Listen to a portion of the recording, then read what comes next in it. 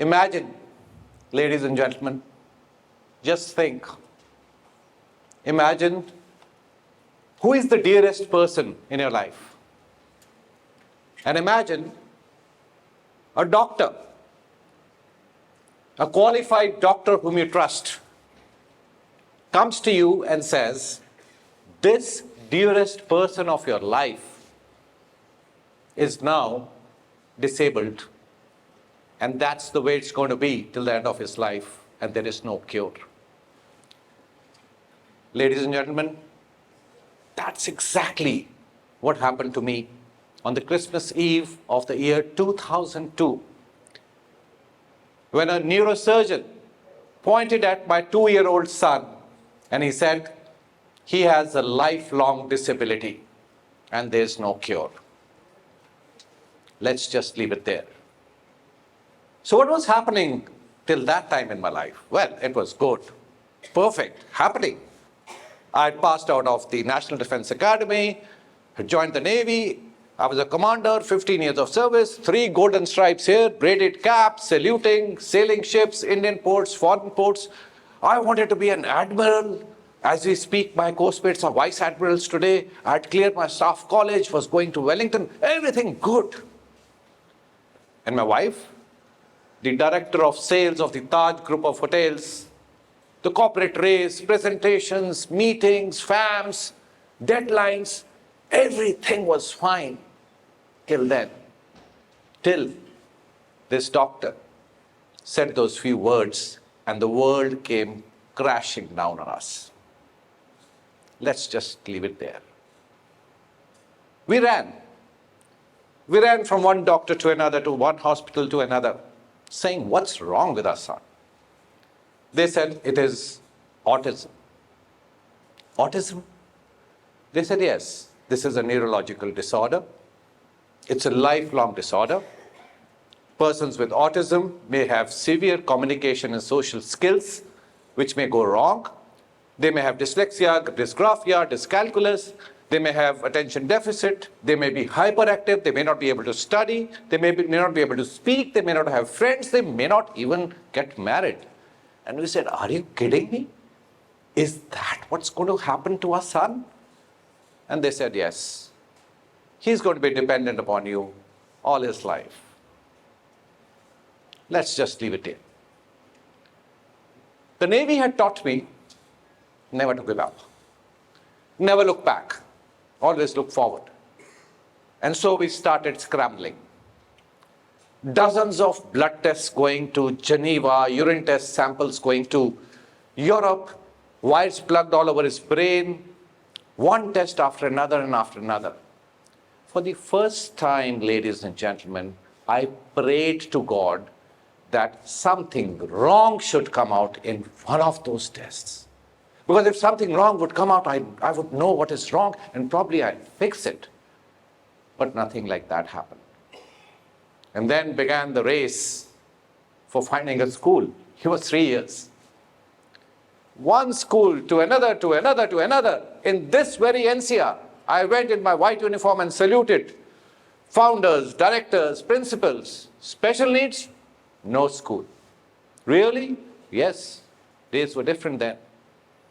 And I remember on that New Year's night, the great commander of the Indian Navy and the great director of sales of the Taj group of hotels, husband and wife, held hands, and we wept.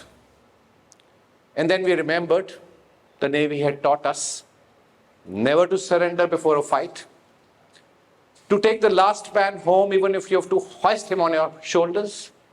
And so we talked to our son. He was just 3 years of age and couldn't speak, couldn't understand anything. And we spoke to him. And he said, son, this race of life, we are going to run together. We're not going to leave you behind. We're going to take you home. If there is no school which is giving you an admission, with the help of the extended family, especially my sister, we're going to make a school of our own. We'll build a school. And we'll make a school which is the best in this NCR, the best in this world. And we'll make Ranveer, our son, study in that school. And that's how Scottish High was born 22 years back. But then, ladies and gentlemen, going to a school is not the end. It is not even the beginning. You can speak the Shakespeare the other way around and not be able to cross the road. It's of no use. And that's what was wrong with Ranveer. He was hyperactive. His attention span was 45 seconds. He used to scratch his body, saliva drooling down his mouth. He would be obsessed with objects, keep rotating around in circles, would stand on his toes. And that's all what was happening with him. 24 hours of therapy a week, speech therapy, occupational therapy, sensory diet, everything was happening there. Because what you expect and take for granted with a normal human being doesn't happen here. An 18-year-old boy could be driving a bike, going for a class, having parties, probably cross a road, go to the mall, swipe a card, buy something. Not so with special needs. It's an effort. You take a month long to teach a child how to cross the road and he may not still be able to do it. You know what? When you have a 3-year-old gazing at a woman's earrings and sometimes even touching them, he's called cute, sweet. But when he's 18 and he does that, he gets beaten up in public. When a 5-year-old walks to a superstore and walks out without paying something, he said, naughty, he's naughty. But when you do it at 21 years of age in a watch shop, you call a thief. So you've got to teach them everything. And if this was not enough, we said we want to teach him golf. Because we are a family of golfers, so we want to teach him golf. Golf. Now, golf is a very complicated game. Just take a book of rules. It's got a very precise swing, and you need to repeatedly have it. It is a 4.5-hour game with 14 clubs in 200 acres of a golf course. It's not easy. So we wanted him to play golf. So we went to this angel coach, Anitya Chand, who took out our lenses of why and put on the lenses of why not. And he said, listen, it's a quiet game. Autistic people love quietness around them, silence around them. Forget about the hazards, forget about the lakes, forget about the sand, bushes, thorns. Look at the beautiful peacocks, birds. Autistic people like repeating things. So repetitive swing would be probably in order. And we said, okay, let's go. And the first 3 months he started beating us at the course. The next year he was playing the club level. He won the state and then the nationals. And I remember taking him for his first international tournament to the Golf Masters Macau. He was 12 years of age. I caddy for him. At this age, I caddy for him. I carry his bag. It's a heavy bag, by the way. And when we reached Macau, 100 golfers, 20, 30, 40-year-old golfers competing against a 12-year-old boy. And he played.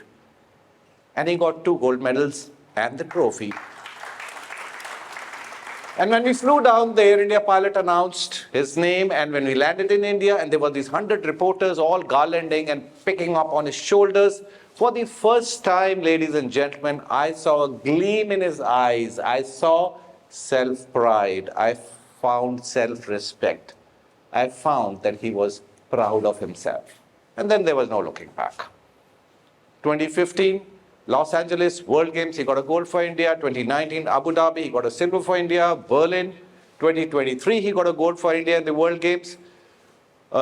7 times Asia Pacific medalist, 13 times national medalist. 8 times he broke the Limca Book of Records. The President of India gave him a national award. The Prime Minister felicitated him in Man Ki Baat. Government gave him a Bheem Award. And people said, he can't play golf. That's why I said, let's just leave it there.